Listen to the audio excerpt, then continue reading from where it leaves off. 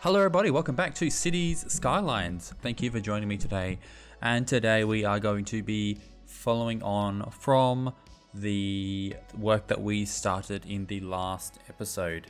Which is to say we're going to be working on this industrial district and we'll be dealing with the other side this time, as well as actually starting on building more of the industry area generally, as opposed to just the container port. But we'll start off with doing some of the container port area here. These containers that I've copied over, those are the old ones before I updated them and changed them, which you saw in the last episode. So you'll also see me change those up in this episode a little bit later as I update them. That's just part of filming episodes at the same time. But I like to keep my episodes as like one, like a singular point, not just a mix of different stuff, so that I can say, you know, this episode is about this particular thing. So that's why you'll see things from one episode that the timelines don't always match up, and that's one case there. Just putting down a couple of metros here. Metros, of course, are always going to be the highest capacity and the fastest type of transit, but it's going to be less stops, which is why you'll see me put just a few down. People will hopefully use them to travel larger distances, like they'll come from the residential area or the city all the way over to here, and then they will use trams and buses or walk to do more local trips to where they need to go from there. In this episode, we'll be putting down some larger factories, as you can see here, with these big car parks in the middle. These factories are really good for filling out an area.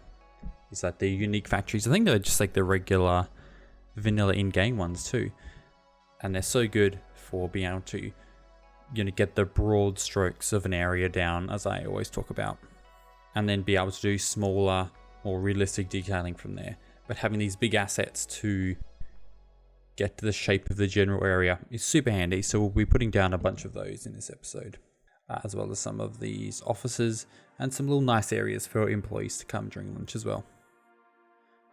Originally I was filling up this entire area of concrete with just the containers, but I thought it looked a little bit boring and a bit uninteresting, so I decided to cut out some in the middle and now putting these warehouses down. That's a pretty realistic thing, I would assume, from what I've seen from like aerial pictures of shipping ports and such, that I would have these warehouse kind of buildings around the area. But part of the reason I did it was just because it broke up the area and made it a little bit more interesting. And I was thinking maybe it was a bit unrealistic looking, but really I did look at aerial pictures of places like Hong Kong and Singapore and other really big cargo ports, like their container ports and their container areas dwarf this by many orders of magnitude. So it would have been more realistic really if I wanted a very strong shipping port to have just filled in all of the area, as that's apparently kind of what they try to do in real life. And while my country is smaller than those ones, definitely when it comes to real world scale, still, if I was being totally realistic, maybe I'd try to put some more containers down, but I do want it to be a bit more interesting for me to be detailing and for you to be looking at it and just the overall effect of it. So I decided to put these warehouses and such in the middle, and that makes it a little bit more interesting to me. Things don't always have to be an exact scale. It can be, even though I am trying to, in general, have a very realistic scale for everything, I do want, you know, anything in City Skylines is going to be somewhat a condensed, slightly fictionalized version of whatever idea you're trying to get across. On $2.20's channel, who's another great City Skylines creator, he mentioned that he considers his cities somewhat of a GTA version, where it's like a condensed version, even if the scale feels accurate when you're on the ground. Overall, it's actually a much smaller version of a real New York or a real LA. but you can still tell what that is. So that's kind of the example that I'm going for here. So that's the idea that I run with when I'm creating these things.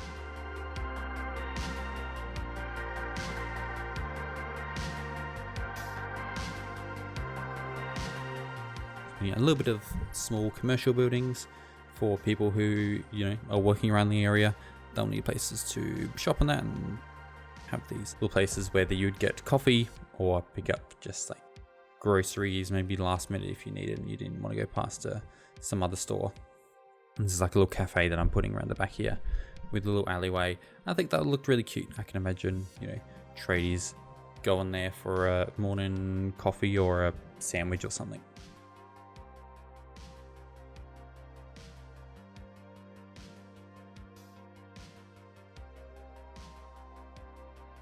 And you'll see in this episode, I am using these car parks to fill in these little gaps, and that's a nice little technique that I've started using a little bit more. It's really good filling in those little gaps in concreted areas where you can't put down just like garden stuff, which I often do in other areas. This area is going to be more car focused, despite me wanting to generally have a very transit and green city. Part of that's because it's the industrial area always makes you think that it's just going to be more car centric. I think that's normal. Car or definitely truck centric. I think that's kind of normal, and it is a bit more interesting to be able to have a couple of different areas in the city where I can focus on different things. Where there's maybe this is a more historical older area. In general, a lot of the buildings I'm putting down will have an older look to them, where they can look like they were done maybe when the city wasn't quite as economically rich, and areas more in the residential, the touristy and the financial district, where the buildings are a bit newer and it has a bit more of a modern planning sensibility, where it's more transit and green friendly than out here in the industrial area. So I spent a little while doing this little drive-through coffee. I think it's pretty cute, and there's just a few little seats around there. That's kind of inspired by a drive-through coffee place that's near me. Little wall here, and I found these vending machines, and for some reason I found them. I was like, well, I've got to put them down now that I found them. So I just for some reason put a shit ton down against this wall. No real reason to. Maybe not the most realistic thing, but if you're trying to get to work, you're in a rush, you have to run to get the metro, didn't have time to get breakfast, there's some vending machines out there. Kind of makes sense. Maybe this is like Japan, where you can just like set up a vending machine. You can just do that. They're like super lax on where you can set up businesses and vending machines and stuff, which is super cool. We can pretend that's why. Again, just putting down some more big factories and such. I did this episode, and then I was sort of thinking as I was editing this, like, does this make sense that I'm actually doing this? I've done it, so I can't really. I will be able to go back and change it if I want to. But for now, I've recorded the episode, but I didn't at the time think if this is something that really makes sense. The whole idea of the city was it was going to be very rich, modern, high density city-state, and this gives a vibe of it being a less rich, industrialized economy, which normally you don't see in those really rich economies. Or at least that's generally what I think. I don't really know much about economics, but I did do a little bit of economics research for really this episode, after I did this episode, to sort of understand a little bit more about how these economies work. And I have a very, very basic understanding, but I'm going to spout some of it to you. So I hope you're ready to listen to someone who has no idea what he's talk about economics for a little while.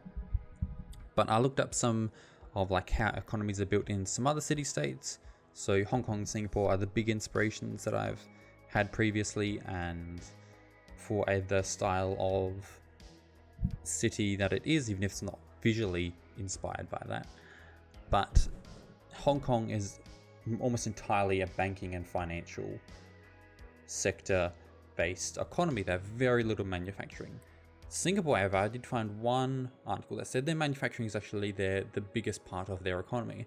I think it is definitely a more advanced manufacturing. Like there's a lot of like medical and bio engineering manufacturing that they do. I think it's quite different from the kind of factories that I'm putting down in this video, but that does still, you know, leave it open for it possibly to be not super unrealistic for these manufacturing plants to be here. It could be that, first of all, I'm not making an exact copy of any country. This is supposed to be its own thing, so it could have its own unique style of economy. It could also be a sign of a country that previously had a more industrialized economy and has now trying to move out to a more financial, less industrialized and more advanced economy. That's something that you'll pretty commonly see. So it could be that we're creating a city that's in that midway transition period, if I was to bullshit a reason why I didn't think it through. But even so, like you wouldn't expect a small country with very limited land to have these big, you know, car factories. And I'm putting down like an industrial steel plant a bit later on. This is like a food one I'm putting down here right now. Like I don't necessarily know how much sense that makes. We could like headcanon it and pretend like, you know, this is like, I put the car factory down earlier. Possibly it could just be like a storage area. It could be like, maybe it's like a storage or like headquarters for a car company. You would think that they wouldn't pick a country like this for manufacturing. They'd go to a place where labor is a lot cheaper. Yeah, I want this to be a very rich country, and rich countries don't have cheap labor generally. I mean, China has, but they're a rich country, but not necessarily have very rich citizens, which is what I am more going for. For different reasons, China has like strong manufacturing, but that's not really the kind of country that I'm going for. So it could be that, you know, this is maybe just like, instead of this being a manufacturing plant for electronics, which is what the game thinks it is, you know, it could be just a office for an electronics company. Countries like this often will have very good tax incentives for companies to set up themselves in countries like this. So if it makes no sense for the actual factory to be run out of here, we need to pretend that it is actually just a headquarters for that company. Not that I necessarily have to justify every single business that's in this country. You know, that could get a bit boring, not exactly at the level of detail that I can quite commit to. But still, I think that it's a bit interesting to think about these things and think if what I'm doing makes sense in the context of the whole city that we're doing. So it could be that later on we decide that this steel plant that I'm putting in doesn't make sense for the country, and we can pretend that the country is trying to progress to move on from a different kind of economy. Or maybe not, I don't know. But if that sounds like something that interests you, then let me know. I just thought it was a little bit interesting to learn a little bit about different economies, how they work, what makes up economies of different countries and that. And then spout some basic stuff I've heard from YouTube video back to you guys. Hope that wasn't too boring for you, or at least not any more boring than the rest of the video. It's putting down some more of offices. You know, it's in industry area. We also have just offices, both for the companies that are involved in the containers that are getting shipped and the area. It could just be that, you know, it seems like a place where you would also put office buildings, even if they're not necessarily in the shipping business. Imagine they're a bit cheaper to rent than the ones in the city anyway. Doing just a little bit of beautification around the place. Down a little gas station for people. I'd probably should put a couple more of those down around the city, because there are still cars around and they do need fuel. So I have to remember those kind of things to include, you know, occasionally around the place.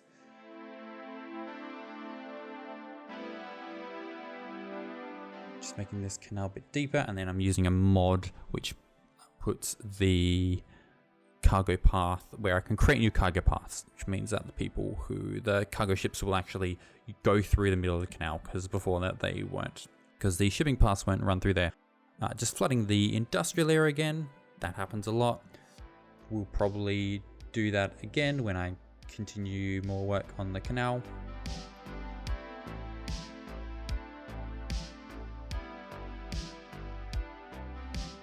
Wherever there's these just areas where I want to fill it out, then warehouses and stuff can just be a good way to do it. Just like generic businesses and maybe some generic offices. Again, these are a bit older offices. They're not quite as nice looking. Imagine these were built a little while ago. These are sort of the older areas of the city. Yes, I'm sure there are, even in a small country, plenty of just little businesses that need little warehouses for stockpiling or whatever.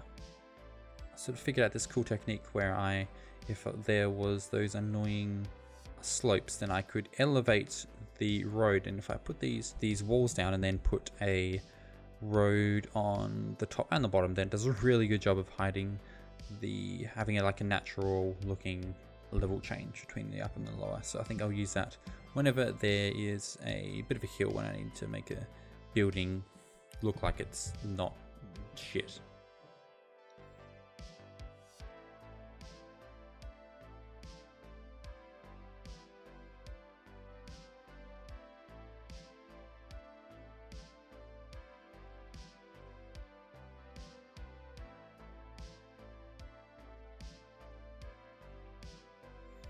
I remember in one of the very first episodes, like 1 or 2, I put down just a bunch of this waste processing buildings, the recycling and garbage collection stuff, just to get rid of the buildings telling me that there wasn't any. So now I'm actually finally finding a place for them to go. So I'm making this the waste processing complex. I've got a bunch of these different buildings from, I think, the workshop.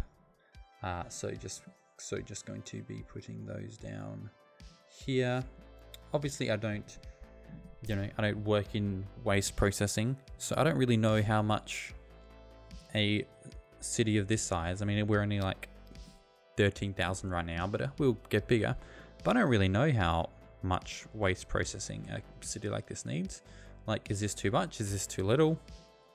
I'm sure there's some waste processing experts there who are laughing at how stupid I am, thinking that this was an accurate amount of garbage processing buildings that a city of this size would need. But don't know. I'm putting down this. I'm not sure what this. I think maybe this is one of the plants that I think it's just called like the waste processing unit. Maybe I think that's what this is. I forget. I put down a couple of big garbage processing buildings, so it's hard to remember exactly what both of them are, but one of them I think is just for taking garbage and then burning it, which doesn't sound very eco-friendly, but it did look cool, so I decided the building was going to be put down. Or it could be just like a building which sorts and like collects the garbage from other places. I forget. It's one of these. I'm doing this technique again where with City Skylines and vanilla, like doing different levels is horrendous and it looks terrible almost all of the time. But using this retaining wall and then putting a road on the bottom and the top really hides it really well. This is like an extra big one, so I had a bit of a seam which I had to fill in with some plants and stuff. But overall, I'm really happy with how that turned out. So there'll be definitely a technique I can use in the future, and I'll know that I can not be too scared of having some elevation terrain changes, and maybe that can be a way to add some more interest and dynamicism to my city or a future city. But yeah, if you struggle with that, then this is a good way to get around that issue. These are some little floating garbage collectors. It seemed like that would be quite useful, and that part dried up. Apparently I must have messed up the levels there, so I just had to manually make sure that was flowing correctly.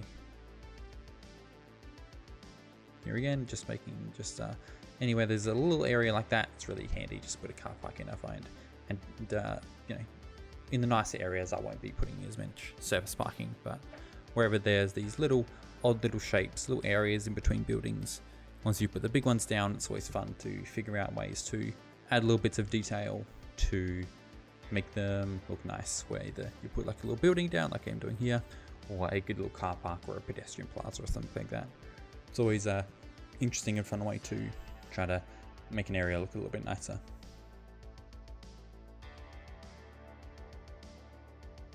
Here we go, I'm putting down these, I put these rails down connected to each of the ports, but again, that's a thing that you'll see me take out because I didn't like it, which I mentioned in the last episode. So I'll do a similar thing on this side as well.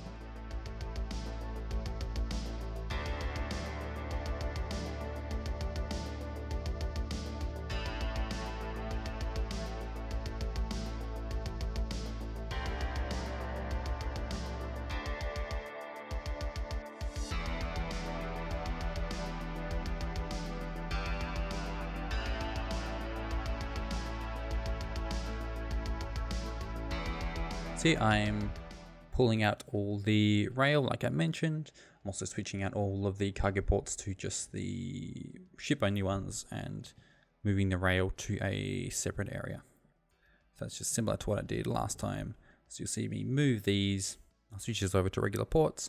I will then be also moving or changing out all of the cargo containers for the ones that I updated on the last episode on the other side, and that'll make this whole area look a little bit nicer.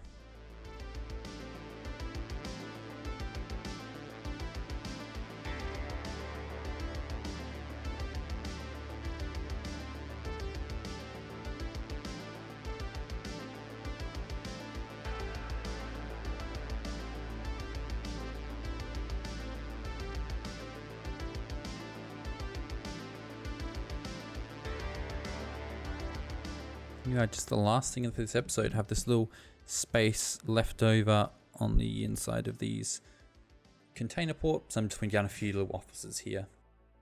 I'm not really sure exactly what offices they are. They're probably they're within this little yard, so I assume they're logistics companies for either the companies that run the yard, run the cargo ships, logistics for the cranes, logistics for the companies that are getting stuff shipped in. Not really too sure exactly, but it just seems like it made some sense that there could be some offices here for the businesses that are involved in whatever capacity with all of the shipping. So you'll see I will just put a few different offices and warehouses down here. Make a little nice couple places for the workers during their lunch breaks. I'll put a little car park on the other side, and then that's really it for this episode. Hope you have enjoyed what you've seen. If you had didn't mind me talking about economics, which I didn't understand, and hopefully you'll tune in for the next one where we'll be fixing up all of the changes that I've been doing with the cargo rail and moving them into their own separate thing. I'll obviously have footage at the end where I'll have some nice slow-mo shots of all of the stuff that I've done so far. I'm really liking how it's all looking, how all these buildings are really filling out the area. So stick around for those at the end. Hopefully I'll see you in the next one.